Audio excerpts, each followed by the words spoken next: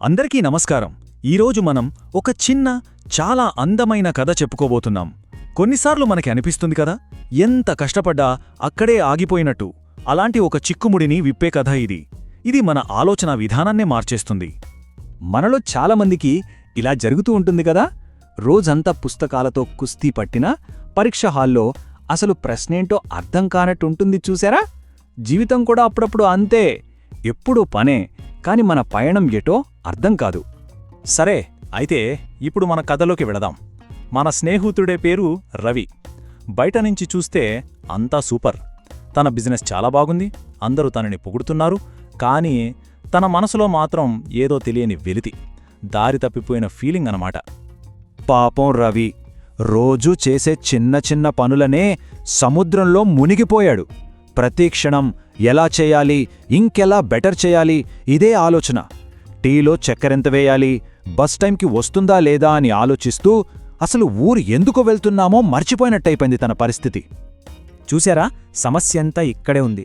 అతను పెద్ద కళ్ళకి దారి చూపించాల్సిన ఒక కెప్టెన్లా కాకుండా రోజువారీ లెక్కలు చూసుకునే ఒక మేనేజర్లా మారిపోయాడు. అసలు తను ఈ ప్రయాణం ఎందుకు మొదలుపెట్టాడు అనే ముఖ్యమైన విషయాన్నే పక్కన పెట్టేశాడు. ఈ మార్పుని అర్థం చేసుకోవడానికి ఒక చిన్న ఉదాహరణ చెప్తాను. మన అమ్మమ్మ చేసే మామిడికాయ పచ్చడిని ఊహించుకోండి. దాని వెనకాల ఉండే అసలైన మ్యాజిక్ ఏంటి? ఆ ప్రేమ, ఆ అద్భుతమైన రుచి. అదే తన ఎందుకు. ఇక మామిడికాయలు కోయడం, ఉప్పు కలపడం, ఇవన్నీ ఎలా అనే పనులు. ఆ పనులకి ఎవరినైనా సహాయం అడగొచ్చు కదా.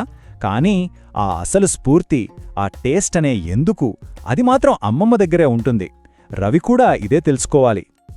అప్పుడే రవి ఒక అద్భుతమైన నిర్ణయం తీసుకున్నాడు. రెండు సింపుల్ స్టెప్స్, కానీ చాలా శక్తివంతమైనవి. మొదటిది, ఎలా చేయాలి అనే చిన్న చిన్న పనులన్నింటినీ తన టీంకి నమ్మకంతో ఇచ్చేశాడు. రెండోది, తన పూర్తి సమయాన్ని, శక్తిని మళ్లీ తన అసలైన ఎందుకు మీద పెట్టాడు. ఈ మార్పుతో రవి మళ్లీ అందమైన ప్రశ్నలు అడగడం మొదలుపెట్టాడు. అసలైన మ్యాజిక్ అంతా ఈ ప్రశ్నల్లోనే దాగి ఉంటుంది. ఈ ప్రశ్నలు అప్పుడే పడిన వాన తర్వాత వచ్చే మట్టివాసనలా ఉంటాయి. మనసుకి ఎంతో కొత్త శక్తినిస్తాయి. అప్పుడు జరిగింది అసలైన మ్యాజిక్. రవి ఎప్పుడైతే తన ఎందుకు మీద దృష్టి పెట్టాడో మిగతావన్నీ అవే దారికొచ్చాయి. టీంలో కొత్త ఉత్సాహం వచ్చింది. కేవలం పనులతో సతమతమయ్యే ఒక ఓనర్ స్థానంలో ఇప్పుడు అందరికీ దారిచూపే ఒక స్ఫూర్తిదాయకమైన నాయకుడు తయారయ్యాడు. సరే, రవి కథ మనకొక మంచి పాఠం నేర్పింది. ఇప్పుడు ఒక్క క్షణం మన గురించి మనం ఆలోచిద్దాం. మనలో ప్రతి ఒక్కరం ఏదో ఒక పనిని, చదువుని ఎంతో ఇష్టంతో మొదలుపెడతాం. ఆ మొదటి రోజు మనసులో మెదిలిన ఆ అసలు కారణమేంటి? దాన్ని ఒక్కసారి గుర్తు చేసుకుందామా? రండి, ఈ చిన్న ఖాళీని మన సమాధానంతో నింపడానికి ఒక్క క్షణం తీసుకుందాం. రవికి తన దారి దొరికినట్లే మనకి కూడా దొరుకుతుంది. మన ఎందుకు అనేదే మన కంపాస్.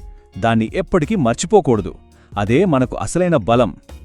ఈ ప్రయాణంలో ఒక్క విషయం గుర్తుంచుకుందాం. రోజూ మనం వేసే ప్రతి చిన్న అడుగు మన అసలైన ఎందుకుకి దగ్గరగా ఉంటే మన గమ్యాన్ని చేరడం చాలా సులభమవుతుంది. మళ్ళీ కలుద్దాం.